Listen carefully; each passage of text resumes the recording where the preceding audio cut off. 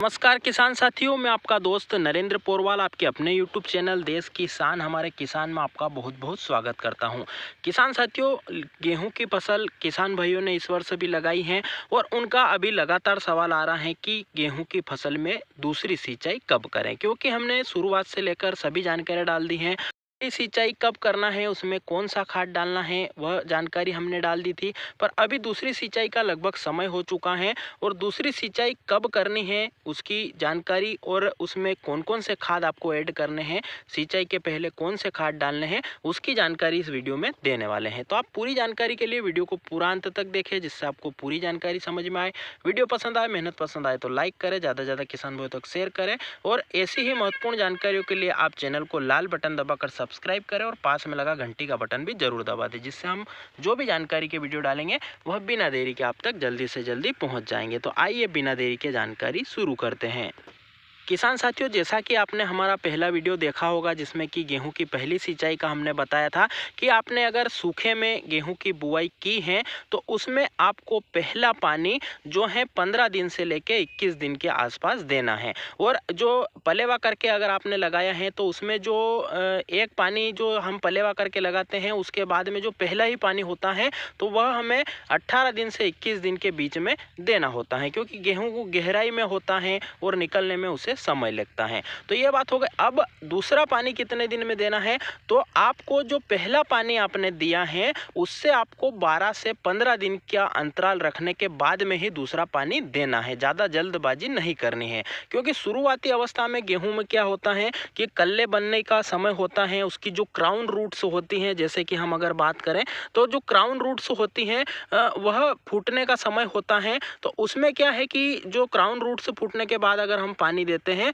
तो उसमें जो हमारी क्राउन रूट्स फूट जाती हैं तो वह भुरभुरी जगह होती हैं, तो उसमें क्राउन रूट्स अच्छे से फैलती हैं और जड़ों का विकास अच्छे से होता है, जिससे कि पौधा आगे जाकर आड़ा नहीं गिरेगा, मजबूत बना हुआ रहेगा और उसमें कल्लों का विकास काफ़ी अच्छे से होगा। और अगर हम जल्दबाजी करके जो है जल्दी जल्दी पानी दे देते हैं तो उसमें फिर क्या होता है कि क्राउन रूट्स जो आप अपने स्क्रीन पर देख रहे हो, क्राउन रूट्स किसे कहते हैं, जो मेन जड़ बनी है उसके ऊपर द्वितीयक जड़ें बनना। तो ये क्राउन रूट से ही पौधे को भोजन उपलब्ध कराती हैं, विकास पौधे का करती हैं, कल्ले बनाने में सहायक या पौधे की जो जड़ों में से फुटाव हो रहा है, जो कल्ले निकल रहे हैं या जो ब्रांचेस फूट रही हैं, कल्लों का विकास करने में क्राउन रूट्स का काफ़ी अहम रोल होता है। तो ये क्राउन रूट्स अच्छे से जब बनने लग जाए तो उसमें आपको सिंचाई करनी है।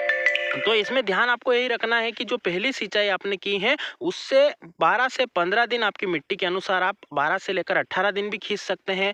मीडियम मिट्टी है तो 15 दिन, हल्की मिट्टी है ज़्यादा जल्दी सिंचाई करनी पड़ती है तो 10 से 12 दिन में सिंचाई कर दें। और अच्छी भारी ज़मीन है तो आपको 18 दिन तक भी सिंचाई जो है लेट कर सकते हो दूसरी सिंचाई के लिए। तो इस प्रकार से आपकी इसमें दरारें अच्छे से पड़ने लग जाए उसके बाद ही सिंचाई करें, ताकि जड़ों को ऑक्सीजन मिलेगा, जड़ें अच्छे से प्रकाश संश्लेषण या भोजन बनाना पौधा अच्छे से स्टार्ट करेगा, उसके बाद सिंचाई कर सकते हो। तो ये बात हो गई कि दूसरी सिंचाई आपको कब करनी है, कितने दिन के अंतराल पर करनी है। अब बात करें खाद कौन कौन सा लेना है, तो हमने पहली सिंचाई में भी आपको बताया था कि खाद कौन सा लेना है, वह वीडियो भी आप देख सकते हो।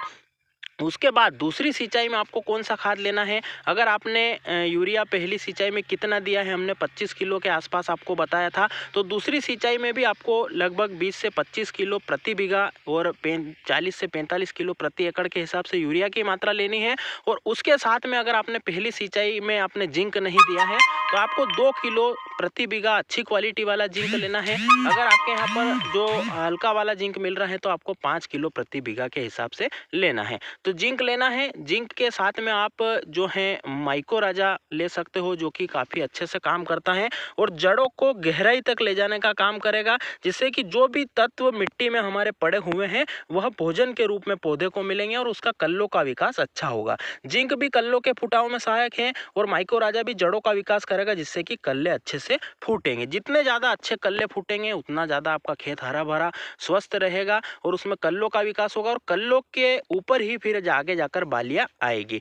तो जितनी ज़्यादा कल्ले होंगे उतनी ज़्यादा बालियां आएगी और उतना ज़्यादा उत्पादन और क्वालिटी आपकी बनेगी। पौधा मजबूत रहेगा तो नीचे नहीं गिरेगा, जिससे भी आपका उत्पादन बढ़ेगा। और पौधे की रोग प्रतिरोधक क्षमता खास करके जिंक और जो माइको राजा हैं वह पौधे की रोग प्रतिरोधक क्षमता बढ़ाते हैं, जिससे कि आगे जाकर इसका जो पत्ता झंडा पत्ता निकलेगा वह भी काफ़ी चौड़ा निकलेगा, जिससे भोजन अच्छा बनाएगा तो पौधा स्वस्थ रहेगा, हरा भरा रहेगा और उसकी रोग प्रतिरोधक क्षमता काफ़ी अच्छी रहेगी, जिससे कि उसमें फंगस नहीं लगेगी, उसमें कोई भी इल्ली या कीट या मच्छर की समस्या भी नहीं रहेगी आगे जाकर, जिससे कि बाली स्वस्थ निकलेगी और स्वस्थ बाली से स्वस्थ दाना और मोटा दाना निकलेगा, जिससे कि उत्पादन क्वालिटी और भाव आपको अच्छा मिलेगा। तो आपको यूरिया के साथ जिंक और माइको राजा लेना है। इसमें आपको सावधानी यही रखनी है कि अगर आप माइको राजा ले रहे हो, जो कि धानुका की माइकोर में मिल जाता है, क्रिस्टल की क्रिस्टो राजा में मिल जाता है, और भी कई सारी अच्छी कंपनियां, जेयू की भी कंपनी है वह भी माइको राजा बना रही है। तो माइको राजा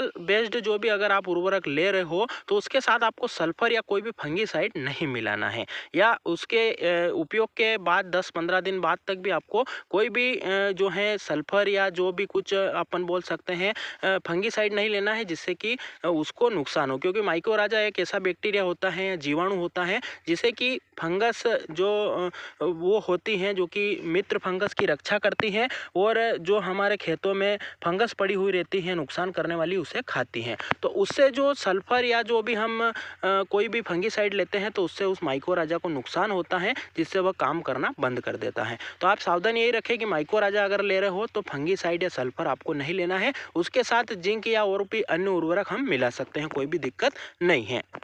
तो आपको ये 3 तरह के खाद लेकर अच्छे कल्लों के विकास के लिए और हरी भरी फसल के लिए दूसरी सिंचाई में आपको ये खाद उर्वरक ले लेने हैं और सिंचाई हाथों हाथ कर देनी है। खाद उर्वरक उड़ाते जाना है, सिंचाई करते जाना है, आपको ज़्यादा जो है जल्दी से नहीं उड़ाना है, नहीं तो फिर खाद उर्वरक वाष्प हो जाता है और काम नहीं करता है। और इस प्रकार से सिंचाई करना है। जल भराव की समस्या अभी हमारे खेतों में नहीं होने देना है, नहीं तो कि नीचे की क्यारियों में काफ़ी ज़्यादा जल भराव अगर भर जाता है तो गेहूँ के विकास में अभी काफ़ी नुकसान हो सकता है, पीलापन आ सकता है। तो इसलिए आपको ज़्यादा जल भराव नहीं होने देना है। इन सावधानियों के साथ आपको दूसरी सिंचाई करनी है, और जो हमने खाद उर्वरक बताए हैं उन सावधानियों के साथ अगर आप डालते हो तो पक्का निश्चित ही आपके खेतों से 18 से 20 क्विंटल प्रति बीघा और 35 से 40 क्विंटल प्रति एकड़ के हिसाब से भी उत्पादन आ सकता है, जो कि हम पिछले सालों से ले रहे हैं।